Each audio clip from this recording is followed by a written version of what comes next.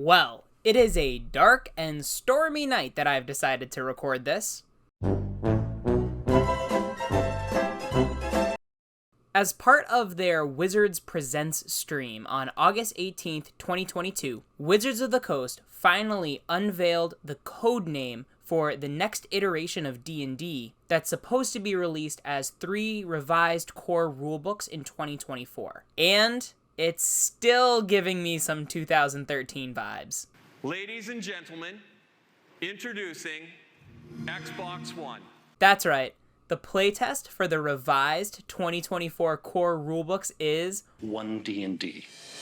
Alright, terrible naming aside, Wizards of the Coast also dropped the first installment of new Unearthed Arcana so that we, the community, can playtest some of their new ideas. And to say the least, it's caused a bit of controversy. Some of the new rules, like adjustments to backgrounds and first level feats, have been received pretty positively, but others, especially critical hits, However, rather than offering speculation or gut feelings, we put these new rules to the test. And that's what we want to discuss with you today. Hi, I'm John from Incendium D&D, and today we're talking about our initial thoughts and impressions after playtesting the Character Origins Unearthed Arcana for 1 D&D.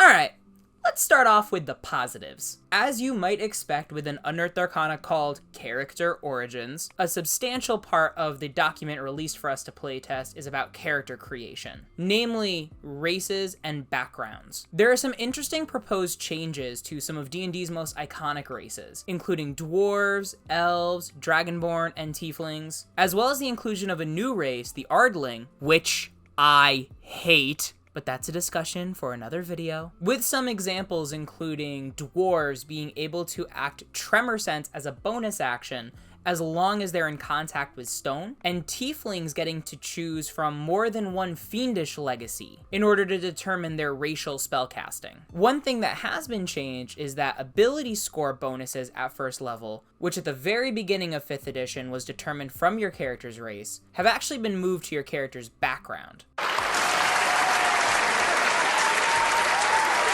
So for example, if you're a dwarf, you don't necessarily get a constitution bonus, but there are certain traits that differentiate you as a dwarf from other races like a human or a halfling. And there is a neat little blurb about if your parents aren't of the same race. For example, how to handle it if you have parents that are like an elf and a dwarf, for example. It's nothing real groundbreaking, but I thought it was a neat inclusion. Narratively, I do like the change of having ability scores explained through your background. That way your character is getting bonuses to something that they've explicitly trained in, as opposed to having something so mechanically significant determined by their biology or culture. So speaking of backgrounds, these have probably gotten the most significant change from the 2014 Player's Handbook. It is so clear in this document that background is a set of tools you use to help craft your character's story, and not just something that you pick from a list of and just kind of slap on your character sheet. Now that being said,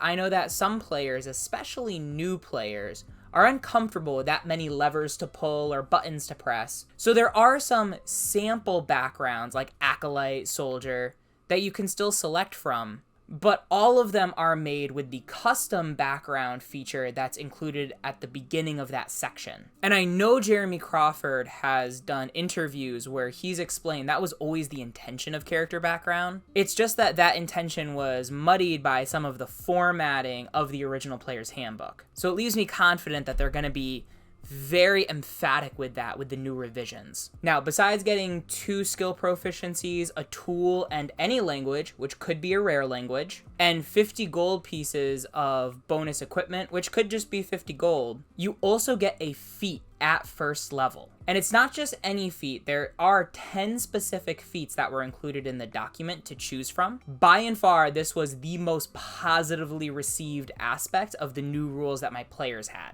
And a lot of these feats aren't groundbreaking, but they add just a little bit to make your character feel unique. So for example, I had a player using a ranger, first level character, who decided to take the magic initiate feat with the primal spellcasting list. By the way, that's a 4th edition thing. They've consolidated the spell lists into arcane, divine, and primal. Oh, I love it so much. It's kind of controversial, I know, but it is something I love. But anyway, this character, who was playing a pretty stock ranger, was pretty versatile, being able to bust out cantrips like Thorn Whip, and also had Goodberry ready to go if the party needed it. It gave just that extra little bit of versatility that I think Magic Initiate was intended to be all along, but without some of the annoying restrictions that similar feats released in Tasha's, like Fey Touched and Shadow Touched, didn't have. Another example is I had a player playing a Dwarf Cleric. Now, a lot of times if you're playing a first level caster, those 2 first level spell slots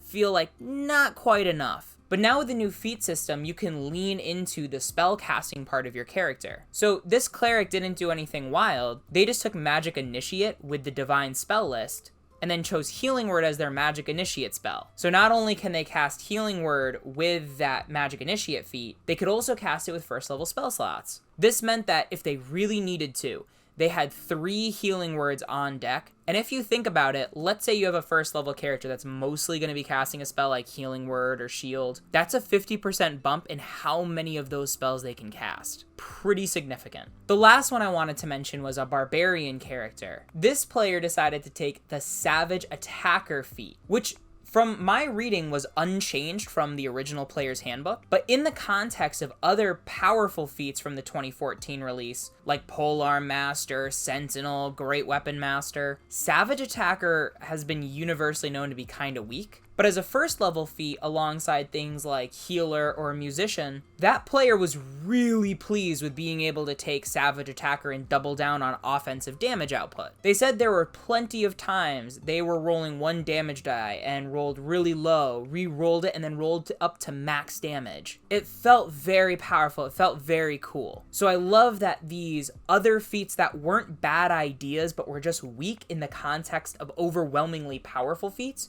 are finally getting a chance to shine. One last one I want to shout out real quick is the Alert feat. It got a little bit of a debuff in that the bonus to initiative is now based on proficiency bonus rather than a flat +5. But the initiative swap feature, where you can just swap initiative places with another character, that is very powerful. I saw it get used once in our playtests, and it ended up being pretty helpful, but I can definitely see a high dex, high initiative bonus character swapping places with like a druid or a wizard that rolled poorly so that they can set up some AoE control effect for then the marshals to go in and do their marshal thing. In general, I found that a tendency for some of these feats was less about individual character performance and more about contributing to team dynamics. Alert is a really good example of that. Another one, which I haven't mentioned before, Healer, has this battle medic feature where you can use an action to heal another creature by letting it dip into its hit dice pool, acting very similar to healing surges, something I thought that was really neat. But we're gonna get into the last one I want to talk about, which is the Musician feat, in just a second. And that's because the second rule I want to talk about is inspiration. Now, originally, inspiration was this rule where DMs could award players for their role-playing. What this usually meant was if you amused the DM or the DM decided that you had strong role-playing, they would award you inspiration, trying to encourage players to fit a certain storytelling mold they were going for. And based on how I'm describing it, you can probably guess some of the flaws in this system. First, the DM would have to remember to award inspiration, and second, it kind of had to do with the DM's personal tastes and judgment. So in practice, at best, it tended to be really inconsistent. At worst, it definitely revealed if the DM was playing favorites. Now, the way inspiration works is that a player has to declare they're using it beforehand to gain advantage on a roll. But because it was handed out so inconsistently, a lot of times what would happen is players would hoard their inspiration. They were never sure what the right time to use it was because they were always nervous about not being able to get it back. Well, that's been alleviated with some of the new playtest rules. Now, players get inspiration every time they roll a natural 20. I summon Pot of Greed to draw 3 additional cards from my deck! That's not what it does. Roll my dice! That is what it does, Pot of Greed! Draw 3. I summon Pot of Greed to draw 3 additional cards from... Now, just like the old rules, if you already have inspiration, you can't get it again, but you can give it out to other players. When I playtested this with a bunch of first level characters running that opening dungeon, the Kragma hideout from Phandelver, my players loved this. They loved being able to tactically hand out inspiration, especially given the initiative order, and it ended up adding a lot to the game. Now, there are other ways that your player characters can get inspiration. With the new rules, humans as a race get to start with inspiration after a long rest. The musician feat, which I mentioned earlier, you get to pick a number of allies equal to your proficiency bonus. They all get inspiration at the end of a long rest too. Now, the problem with this, the way inspiration is written, you're granting yourself advantage on a roll. When I did a playtest with 6th level characters, there were just way more ways to get advantage so that inspiration was unnecessary. Spells like Fairy Fire and Guiding Bolt, features like Reckless Attack, or variant rules like Flanking and Facing offered all these different ways that the players could get advantage, so they never ended up using their inspiration. So when they rolled nat 20s, it really didn't do anything.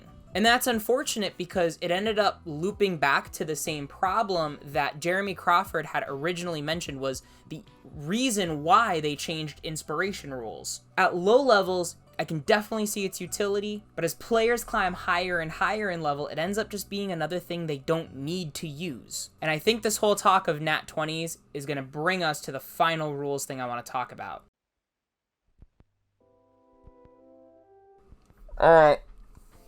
Critical hits! This one has definitely been the one that has been most negatively received by the community. And to start, I was skeptical. I wanted to reserve judgment until I actually play tested it. Because I started to think maybe if players are getting inspiration on a nat 20, then they're rolling with advantage more often, they're getting nat 20s more often. Maybe critical hits do need to be nerfed in order to keep all that balanced. I didn't want to dismiss it without trying it. Before we get into our findings, let's talk about the actual mechanical changes have been. So in normal 5th edition, a critical hit, which is usually when you roll a nat 20, but there are some features like Champion Fighter and Hexblade Warlock that can crit on a 19 or 20. Anyway, the idea is that you just double your damage dice. So let's say you're a fighter with a longsword. You normally deal 1d8 damage, now it's 2d8 damage. Let's say you're a paladin though. You go to deal 1d8 damage, but then you use a 1st level Divine Smite. That would now be 3d8 damage. If you crit, that would double to 6d8 damage. 6d8, not 68. But what if you're a spellcaster? Well, some spells also require attack rolls, like the Cleric's Guiding Bolt. Now, normally that would deal 4d6 radiant damage, but on a crit, that's 8d6. Well, with the new crit rules, critical hit, the damage doubling thing, only applies to weapon damage and unarmed strike damage. Features don't get them anymore, spells don't get them anymore. So I could see a potential balance here being that, characters are getting inspiration more often. But like I said, once my player characters started playing at higher levels with these rules, they never needed to use their inspiration. So when they crit, they never got more inspiration, so it just ended up being an overall nerf. One thing I could see is there being an argument where there's this big power gap between marshals and spellcasters being much more powerful than marshals. So I could see them trying to make marshals cooler by letting them crit and having the spells not. But also, two of the most iconic martial characters, paladins and rogues, are losing a lot by not letting their features crit.